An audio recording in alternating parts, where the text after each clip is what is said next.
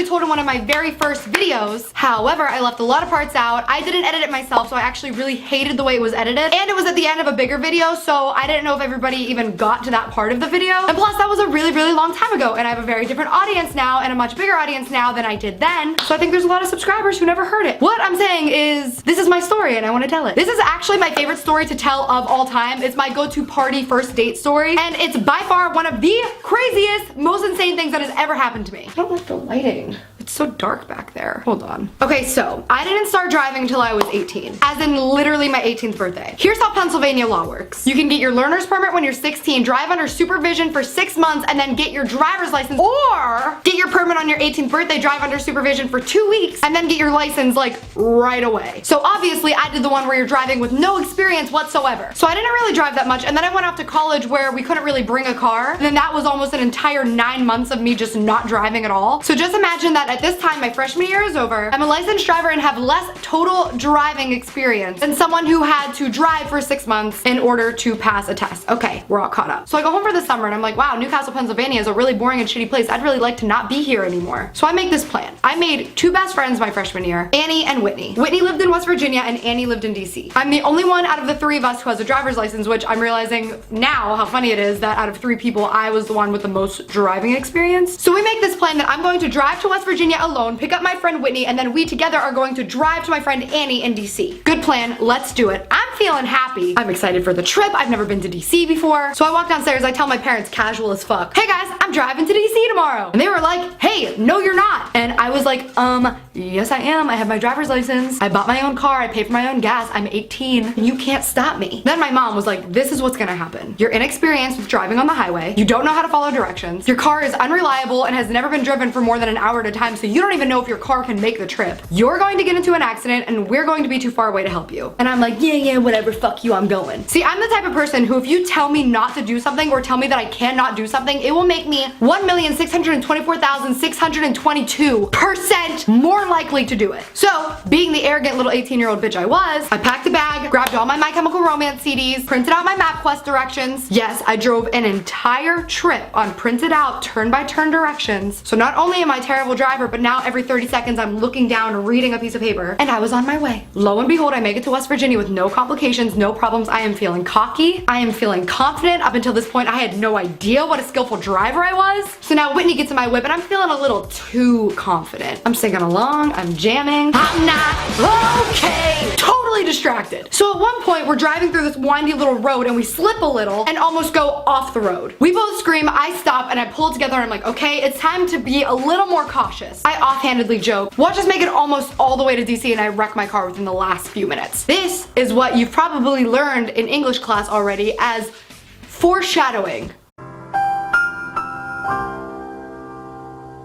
So I'm on the highway. We're literally less than 15 minutes away. At this moment, I can't remember exactly what happened because it was all so fast and such a blur. But the car to my left swerved really close to me. I don't know if I was in their blind spot or what. That's what I like to imagine, that I was in their blind spot and then they kind of rolled into me and was like, oh shit, my beat, and then they kind of went back. But at that point, because I'm an inexperienced driver, I'm freaking out. I see this car coming for me. I freak out and I swerve to the right. If I'd have been a little more chill about it, aka if I had any type of experience driving on the highway, I would have been totally fine. However, I was not chill because I'm human trash and I jerked my wheels so far to the right that I went all the way completely to the shoulder. I hit gravel, and then when I tried to get back on the road, I had already completely lost control. So now I'm back on the road, but definitely not where I'm supposed to be, you know what I mean? And from the looks of it, I'm going to hit another car and probably kill everybody involved. So I jerk back to the right, hit gravel again, and this time I spin out about 10 times. Legitimately just spinning. You know those spinny rides at amusement parks, like the whip? It was a lot like that, only I was staring right into the face of death, you know what I mean? So my car got a little dizzy and fell right off the cliff. I smashed through the guardrail, completely split it open, broken in half, and then it was a solid 900-foot airborne drop, followed by another 900 feet of rolling along a pretty much completely vertical 90-degree cliff. My wheels were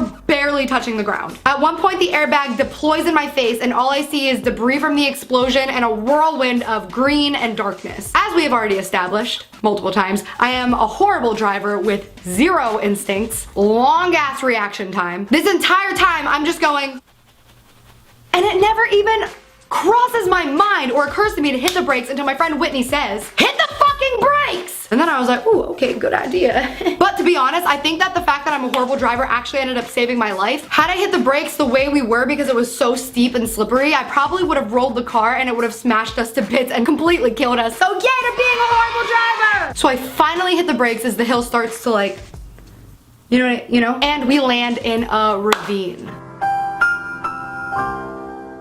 I didn't know what a ravine was at the time either. Then, just when I think it's all over, my radiator explodes. So now my car is a death trap filled with airbag debris and toxic gas. So I'm like, we should get out. So I open the door and I can't because apparently my car had this safety feature where if you're in an accident and the airbags deploy, you can't open your car door because obviously being trapped in a fiery tin can of death is safer than opening the door. So then Whitney starts freaking out because apparently when she was younger, her friend actually died in a car explosion. So she takes her foot in flip-flops and she kicked the fuck out of the window, smashes it open, crawls out of the car. There's blood gushing down her legs. And then she comes over to my side to bust my window open, but by the time she got there, I was already rolling my window down. So we get out of the car and the next step is to climb the mountain that we just fell down. I know that I can do a wicked 4 push-ups now, but I've never had a ton of upper body strength. Whitney, she's from West Virginia, so she's sprinting up the hill like her life depended on it. Sorry, my camera died, I didn't notice. I mean, I guess it kind of did.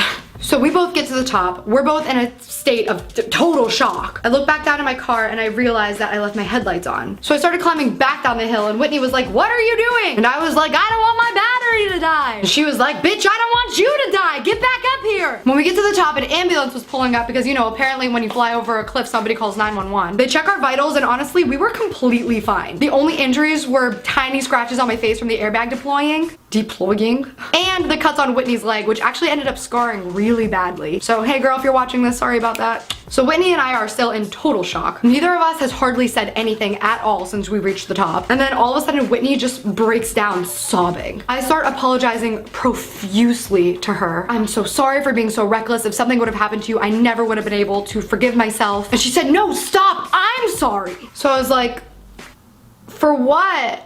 And she said, for breaking your car window. She was like, I promise I'll pay you back to fix it as soon as I can. Meanwhile, as she's saying this, I look behind me and my car is literally being lifted out of an 1,800-foot drop ravine by a fucking crane. The car's totaled. I'll let the window slide since I almost took your life. Finally, a cop comes up to me and he says, were you drinking? And I said, nope, just a really bad driver. And he must have believed me because he didn't do any type of sobriety testing at all. Then he says, here's your phone that you left in the car. It's been ringing off the hook, which is a very old expression because most phones do not belong on a hook. I look down and I have like 90 missed calls from my mom. It's like she knew instantly as soon as it happened. So I have to call her back. I'm trying to keep my cool and I'm like, Mom, and like a loving, concerned mother, she started screaming at me. You got into an accident, did you? I told you were gonna get into an accident. You never listen to me. I almost died and I'm getting reprimanded. So I hang up on her because, you know, I'm just coming off a near-death experience. And then my dad calls and he's like, Gabrielle, your mother's just upset because she's worried about you. My dad told me later that when he talked to the cop on the phone, the cop told him that it was an absolute miracle that we were okay for so many reasons. One, the cliff was completely covered in trees. It was a really wooded area and you could see the path that my car took, and I somehow miraculously missed every single tree by a hair just by steering like a madman. Literally, Jesus took the wheel, somebody was steering that car, and it was not me. 2, the cop said that the engine was so hot that if I kept driving, it would have 100% combusted. Just like a match you struck to incinerate, which would absolutely have 100% killed me. The aftermath. The cop, who, by the way, I read the police report, and he wrote my ethnicity as Arab/Asiatic Indian/Caucasian, actually cited me for destruction of public property and charged me for the guardrail. Hello, I should be dead and I lost my car. Can you let this one slide, fam? No, No, I had to pay to fix the guardrail. Obviously, my vacation to DC was dismal at best, and I had to take a train all the way home. And absolutely worst of all, I never got my Chemical Romance CDs back. I'm not okay. So, if you're ever in a junkyard in Frederick County, Maryland, and you see a stack of MCR CDs, my P.O. box is written in the description below. Thank you. That was my first TV appearance though. 2 girls drive off cliff in Frederick County, Maryland. The moral of the story is, moms are always right. Either that or my mom put a hex on me, which honestly would not shock me. Anyway guys, make sure to check out my other near-death experiences and my first telling of this story. I will leave that in the description below. Let me know what you think about me retelling some of these stories. Honestly, I feel like I just really have grown as a storyteller and I missed a lot of details in the past. And also, I have a really bad driving record and have gotten into a lot of different accidents. So if that's something that you want to hear, actually let me know in the comments below, because that's something I'll tell if you guys want to hear it, and I won't tell it if you don't want to hear it. Make sure to like this video, subscribe to my channel, check out my vlog channel, my other social media, and it's time for Showstopper of the Week. Monica F.10, because I got on Instagram and that girl was liking my pics like crazy. She liked all of my Instagram pictures. That is dedication. Thank you so much for the support. I love you. As always, thank you for watching. I love you so much. Thank you for being a part of my family, and I'll see you next time. Late night breaks lock, hear the tires squeal. Red light can't stop, so I spin the wheel. My world goes black before I feel an angel lift me up, and I open bloodshot eyes into fluorescent white. Flip the siren, hit the lights.